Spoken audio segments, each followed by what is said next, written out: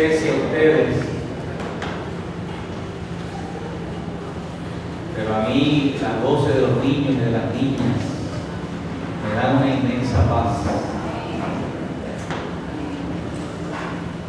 Y para mí se acercan lo más que puedo pensar a lo que es la voz de Dios.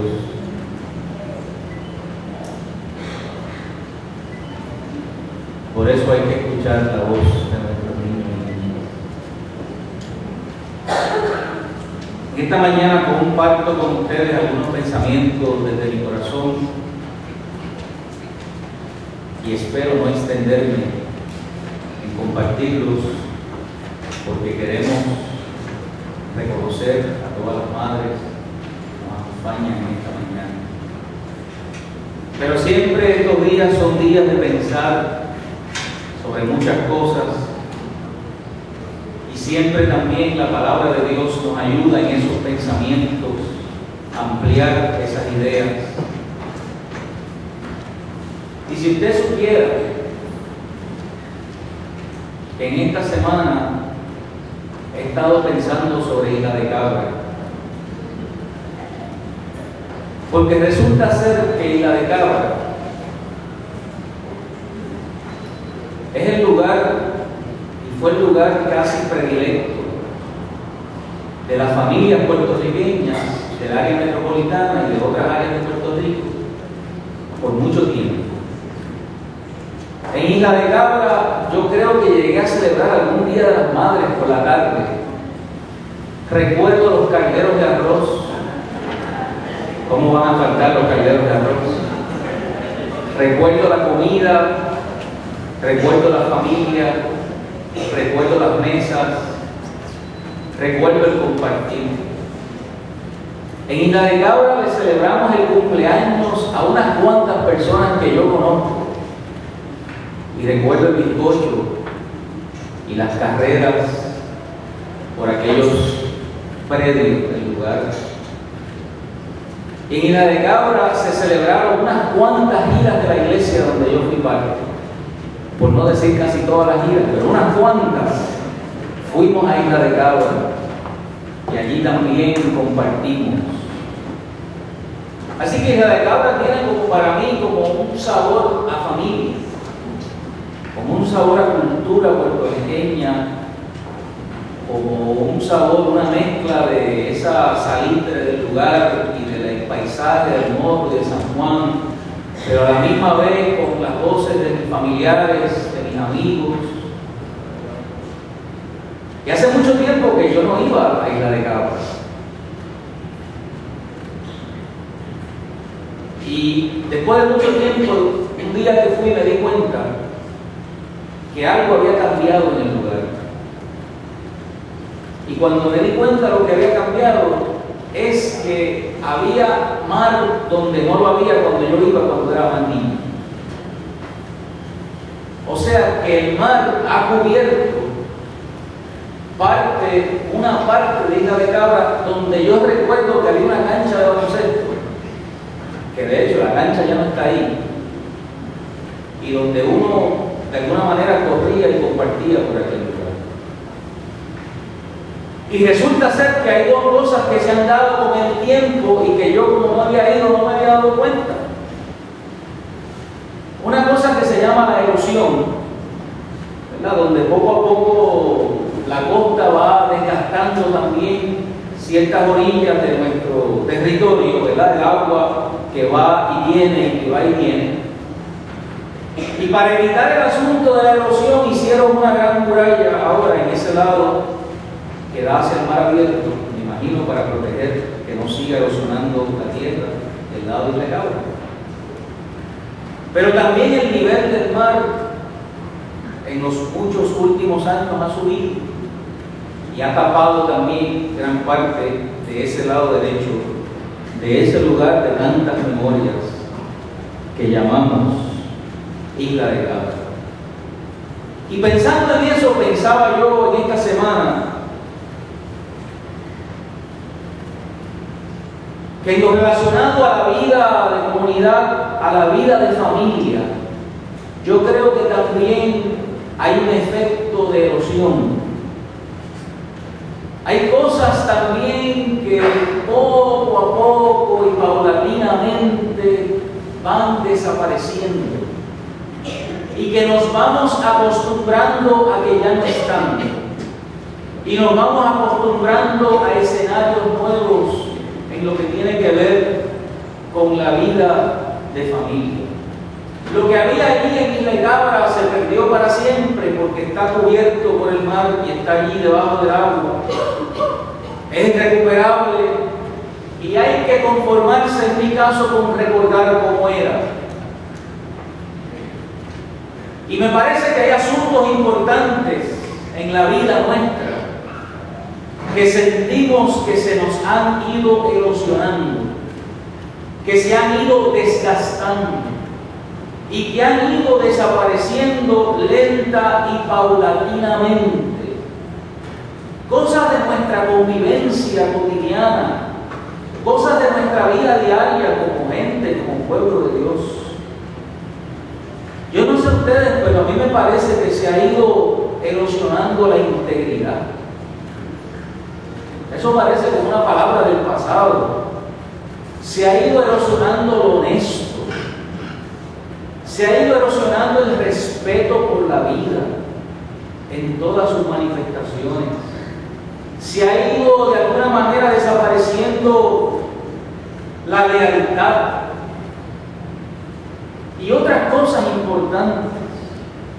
Y lo que nosotros como pueblo creíamos que era un derecho sagrado nuestro como pueblo, que era el derecho de poder votar y tener la confianza de que nuestra opinión como pueblo contaría para poder hacer y tomar en cuenta la voluntad nuestra como pueblo. Yo no sé ustedes, pero en esta última semana, en este último mes, aquí en Puerto Rico, yo he sentido un golpe duro en el corazón. Por sentir que de alguna manera se ha jugado y traqueteado con la voluntad del pueblo.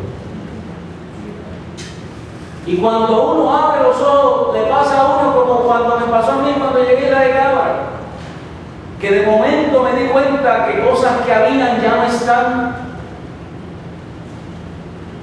Y nos pasa también en nuestra vida de familia y comunitaria que cosas que habían de alguna manera también ya no están. Y lo peligroso es que como van cambiando paulatina y lentamente, muchas veces no nos damos cuenta. Y cuando abrimos los ojos, sentimos que los abrimos a una realidad distinta a la que vivíamos y teníamos antes. Lo peligroso es que nos vamos acostumbrando poco a poco a lo que ya no está. Lo peligroso es que nos vamos conformando con vivir y convivir en espacios cada vez más reducidos en términos de lo que es la calidad y la riqueza de la vida. Nos vamos acostumbrando a espacios cada vez más pequeños y como no sentimos el golpe de la pérdida de pronto y de repente, pues sentimos que todo sigue y todo anda bien. Pero me parece que no todo anda bien y que necesitamos abrir los ojos. Y para eso compartimos esta palabra en esta mañana. Silvio Rodríguez, cantautor cubano, que yo casi no menciono aquí cuando me paro a predicar, escribió una canción que se llama ¿A dónde van? La escribió en el 1975 y la canción parece ser como una reflexión también que el cantautor hace sobre aquellas cosas que van desapareciendo, que se van perdiendo. Y él hace la pregunta, ¿a dónde van? Hay una estrofa de esa canción que yo quiero compartir con ustedes en esta mañana, porque me parece que en ella hay una reflexión que es necesaria recuperar. Silvio dice, y cito: ¿a dónde va lo común, lo de todos los días? El descalzarse en la puerta, la mano amiga. ¿A dónde va la sorpresa casi cotidiana del atardecer? ¿A dónde van el mantel de la mesa, el café de ayer? ¿A dónde van los pequeños, terribles encantos que tiene el hogar? ¿Acaso nunca vuelven a hacer algo? ¿Acaso se van? ¿Y a dónde van? ¿Y a dónde van? Cierra la cita. En esa canción hay varios elementos que yo creo que necesitamos mencionar y destacar. Ese asunto de descalzarse en la puerta,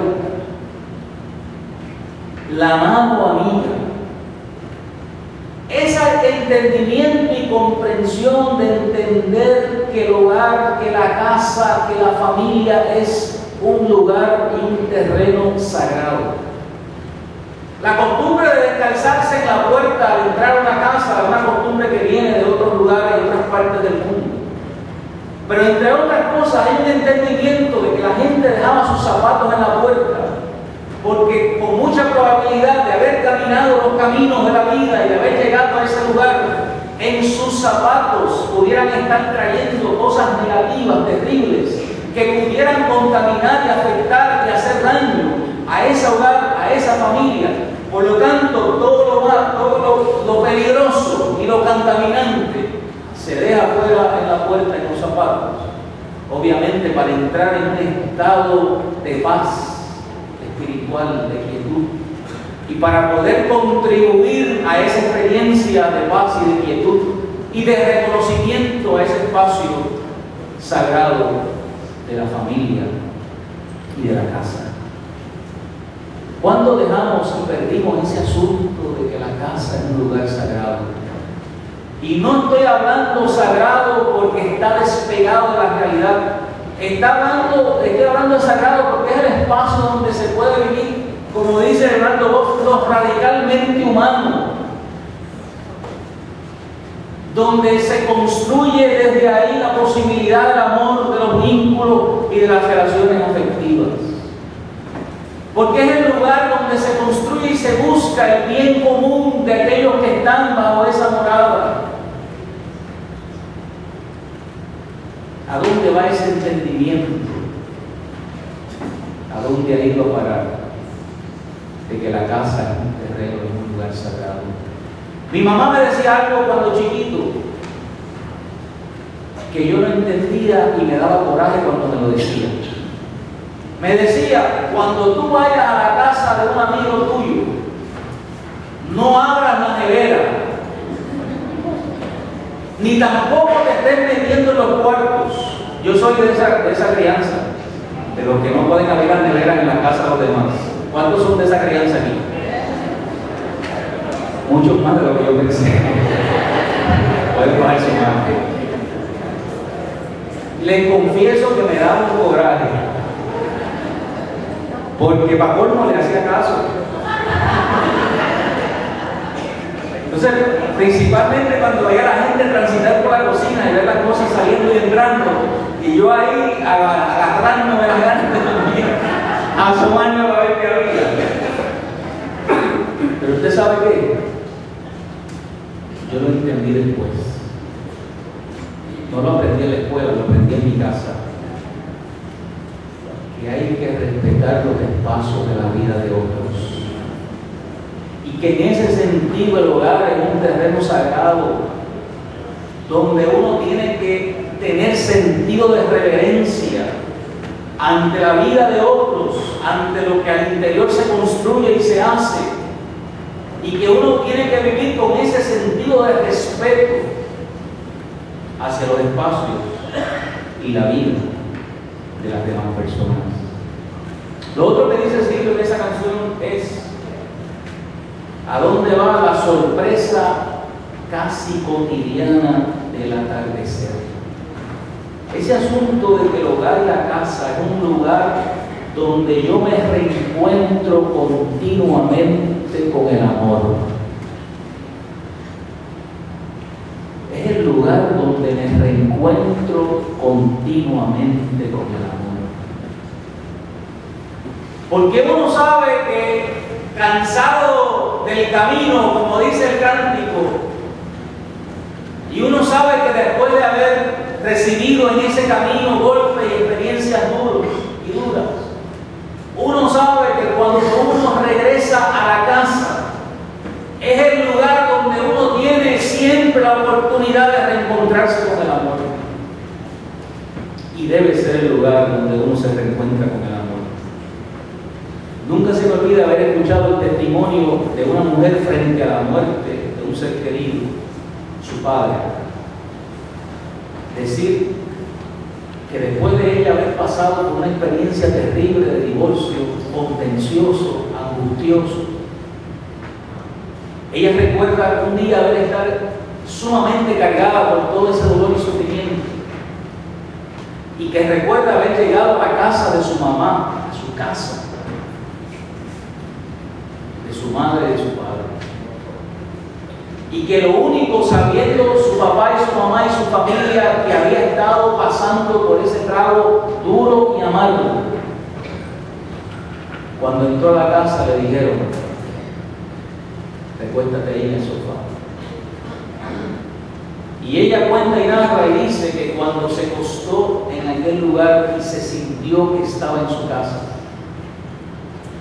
y que no fue cuestionada de ninguna manera por su padre de la situación que estaba viviendo, que no se le recriminó absolutamente nada de lo que había pasado, que simplemente sabía que tenía un lugar, un espacio para poder descansar y para poder reencontrarse con el amor de su familia, que eso para ella fue restaurador y reparador. ¿A dónde va la sorpresa? Casi cotidiana al atardecer. Y dice Silvio también: ¿a dónde va el mantel de la mesa y el café de ayer? Leonardo Boff tiene un librito muy cortito que se titula La vida en los sacramentos y los sacramentos en la vida. Y Leonardo Boff hace todo un análisis de cómo la vida misma es un sacramento, cómo la vida misma representa algo que lo trasciende. Y habla de cómo las cosas comunes y cotidianas se convierten en sacramentos, se convierten en símbolos que representan algo más allá de lo que es. Me parece que esa imagen del mantel de la mesa es una imagen sacramental, porque es el espacio y el lugar donde se sienta la familia a comer. Es el espacio también adornado, aderezado, preparado para la gente de la casa, que son gente valiosa y son gente importante. Y ese asunto del café de ayer, mire, cuando yo era pastor en Sonadora, había una familia que son vecinos de la iglesia. Y a mí me gusta tomar café. Me gusta tomar café, ¿saben? Me gusta tomar. Si usted me quiere invitar a tomar café, eso está extraordinario. Y yo fui a tomar café a una visita pastoral a una familia que queda muy cerca de la iglesia. Y yo me tomé el primer café en aquellas tazas que me daban. Y de hecho eran cafés riquísimos, como el que hacen en casa de Cristina de Blanquina. Porque es el café que todavía Cristina, así con los 90 y pico de años que tiene, lo bate con una cosa que ella tiene ahí, ¿verdad? Y esa leche brincando ahí en la cacerola y esa espuma que hace es una cosa que ni Starbucks ni ninguna otra ni tienda que vende el café lo pueden imitar. Cuando yo tomé el café la primera vez, lo disfruté, y más disfruté de la compañía de aquella familia. Pero en la medida en que me estoy tomando el próximo café,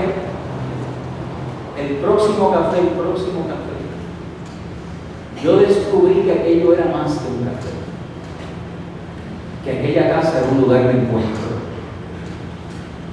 Y estando un día tomando un café, vi que pasó por la calle alguien caminando del barrio, y que de adentro salió la voz de la señora que lo llamó y le dijo: véngase para que se tome una taza de café. Me di cuenta que aquello era un lugar sagrado, un lugar de encuentro, un lugar donde se compartía la bendición. Además me di cuenta que allí habían tomado café cuanto pastor había pasado por Sonadora. Y allí con el café escuché las historias de pastores, de hombres que yo conozco, de Pablito Maisonet, de Moisés Rosa, de Jorge Valdez, que todos fueron pastores de allí de Sonadora, de Florentino Santana, de Juan Figueroa. Y yo me di cuenta que yo estaba en otro lugar y que aquella taza de café era otra cosa, que tenía otros significados, que tenía otros sentidos. ¿Y a dónde van? Hemos venido para esas cosas. Hemos sustituido lo efímero, lo sublime. Hemos sustituido lo hermoso por lo desechable. Hemos dejado a un lado lo que realmente trasciende y marca la vida, enriquece el corazón, y lo hemos sustituido por cosas que, aunque cuesten mucho, no tienen valor, porque no tienen valor afectivo, porque no tienen valor emocional, porque no tienen conexión con la vida, porque no dicen nada acerca de quiénes somos. Le dije que le estoy hablando desde mi corazón.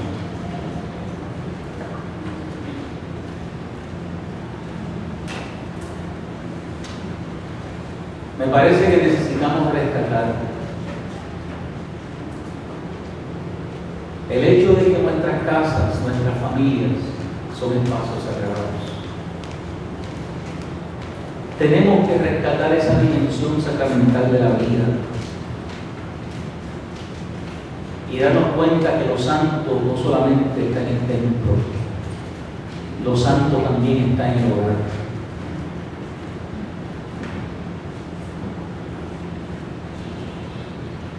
Descubrir que la casa se convierte en otro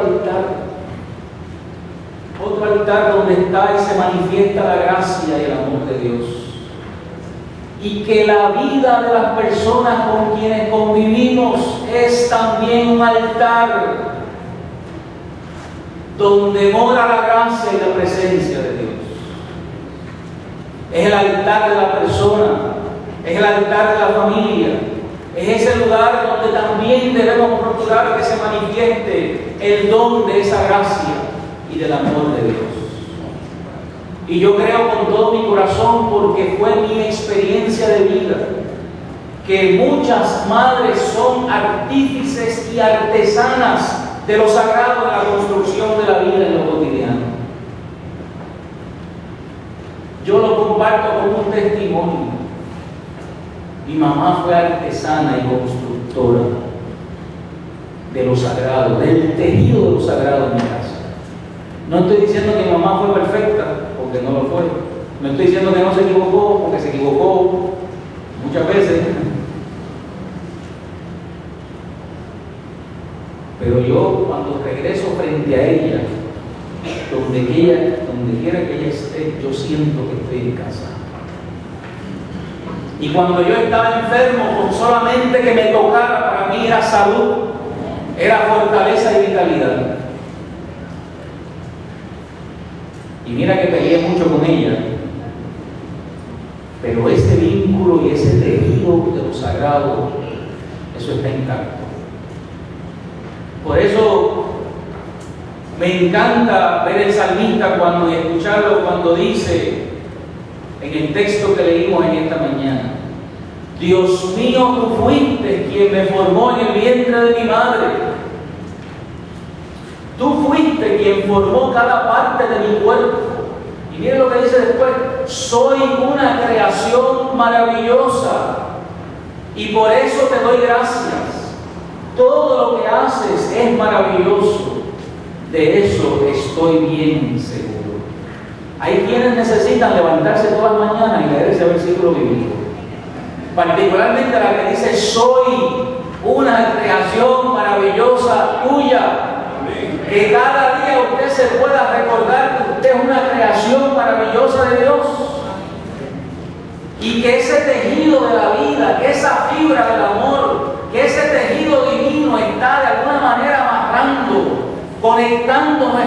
vida de manera sacramental con todo lo que nos rodea.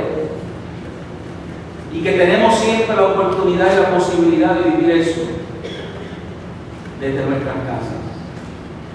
Y le damos gracias a Dios por las madres y por la construcción de esos tejidos de vida. Pero mejor que yo lo dijo Peteco Carvajal en una canción escrita suramericana que se titula Las manos de mi madre. Miren qué imágenes más extraordinarias para hablar de ese tejido sagrado. Dice, cito: las manos de mi madre parecen pájaros en el aire, historias de cocina entre sus alas heridas de hambre. Las manos de mi madre saben qué ocurre por las mañanas cuando amasa la vida, horno de barro, pan de esperanza. Las manos de mi madre llegan temprano al patio desde temprano. De mi madre llegan al patio desde temprano. Todo se vuelve fiesta cuando ellas vuelan junto a otros pájaros, junto a los pájaros que aman la vida y la construyen con los trabajos. Arde la leña, harina y barro, lo cotidiano se vuelve mágico, se vuelve mágico. Las manos de mi madre me representan un cielo abierto y un recuerdo añorado, trapos calientes en los inviernos. Ellas se brindan cálidas, nobles, sinceras, limpias de todo.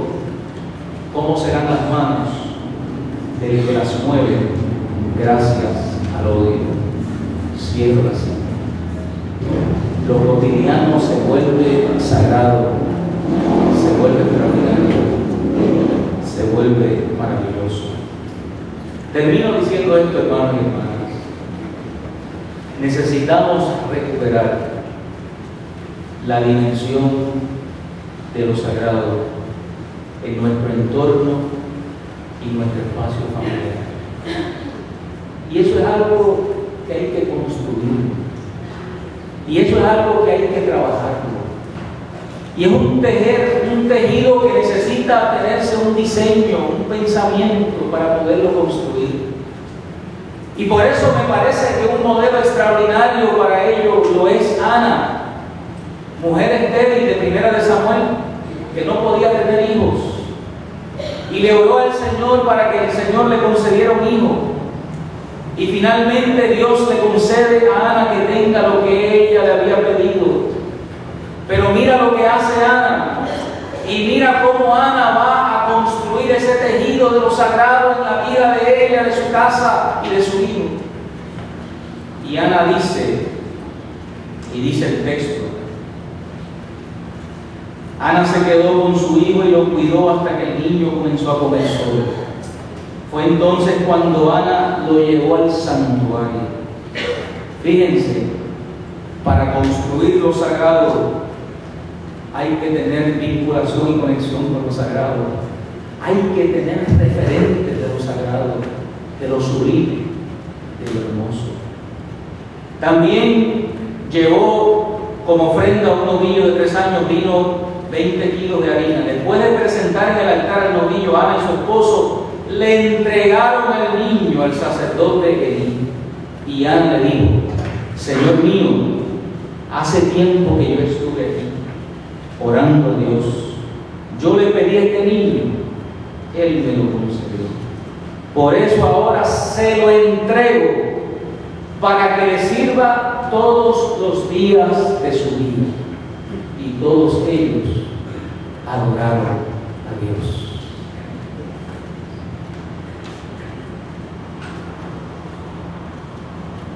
Es interesante que cuando nuestros hijos empiezan a crecer y empiezan a vivir las experiencias de crisis que todos los seres humanos vivimos, a veces, no siempre, pero a veces nos damos cuenta que nuestros hijos están desconectados totalmente de lo sagrado. Y a veces de momento pensamos y reflexionamos que falta o faltó algo en ese proceso de construcción de vida familiar.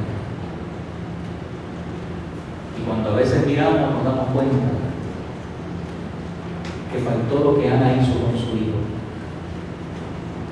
que faltó definir claramente ese tejido de lo sagrado en el corazón, en el espíritu, en la mente y en la conciencia de ese niño, de esa niña,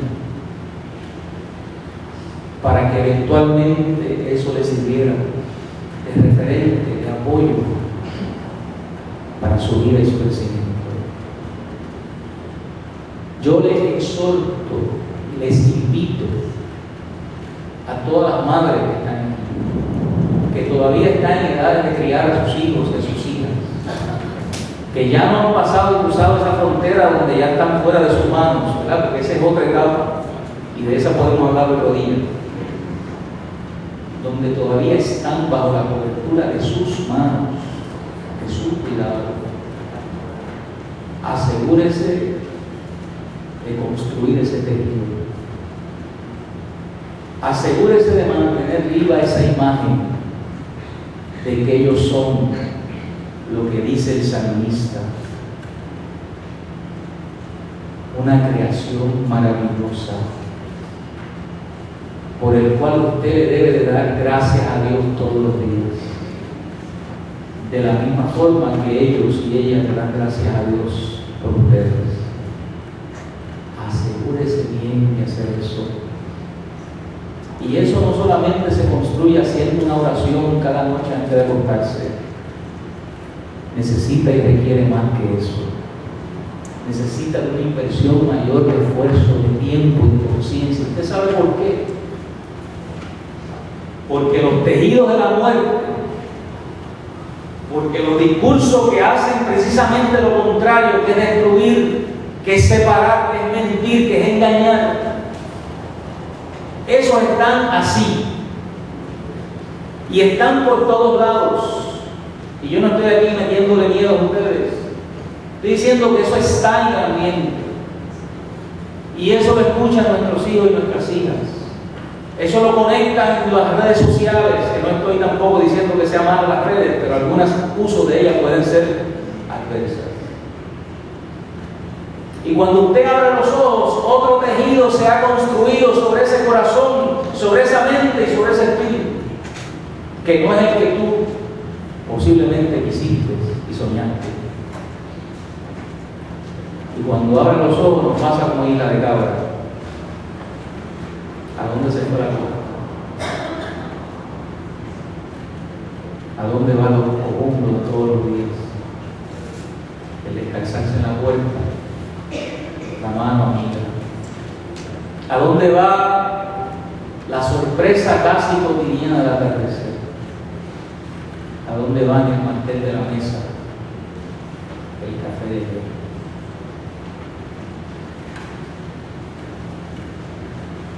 Rescatemos, trabajemos por lo que permanece,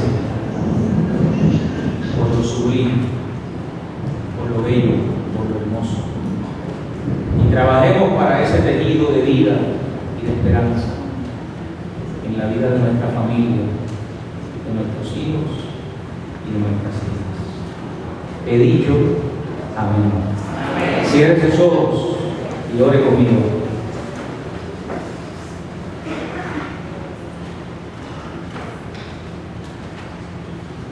No podemos, Señor, permitir que la frialdad del corazón, que la insensibilidad del espíritu,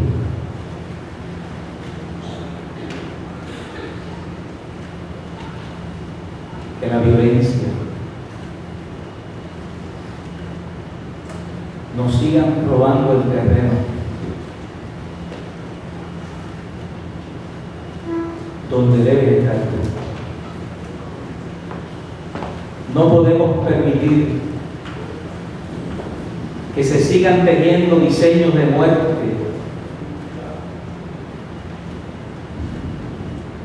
Necesitamos, Señor, ser constructores y constructoras de la vida. la vida que hemos recibido de ti, la vida que es buena y que es maravillosa porque es obra de tus manos, y porque nos diste la bendición de poder ser tejidos y tejidas en el vientre de nuestra madre, espacio sagrado para la vida. Permite, Señor, que podamos seguir tejiendo y construyendo, consagrando la vida de nuestros hijos, de nuestras hijas, de nuestras familias y de nuestras casas. En tus manos, Señor, ponemos la vida de todas nuestras madres aquí presentes. Te pedimos que les bendigas, Señor, a aquellas que están todavía en el proceso de crianza, aquellos que están atendiendo jóvenes adolescentes, Señor, también que les des la capacidad, la paciencia, las herramientas. Señor, en tus manos ponemos todos, nuestras familias, pidiéndote que nos ayudes, pidiéndote que nos ayudes. En el nombre de Jesús oramos. Amén.